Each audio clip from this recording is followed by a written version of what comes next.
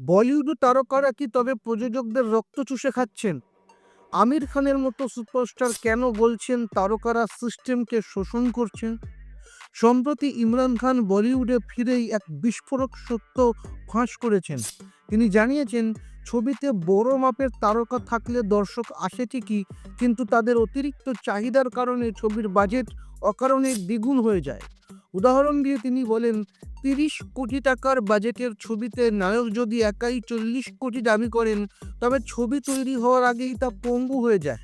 তবে নিজের মামা আমির খানের প্রশংসা করে তিনি বলেন, আমির কখনো আগাম চড়া পারিশ্রমিক নিয়ে ছবিকে বিপদে ফেলেন না, বরং ছবির লভ্যাংশ থেকে নিজের ভাগ নেন।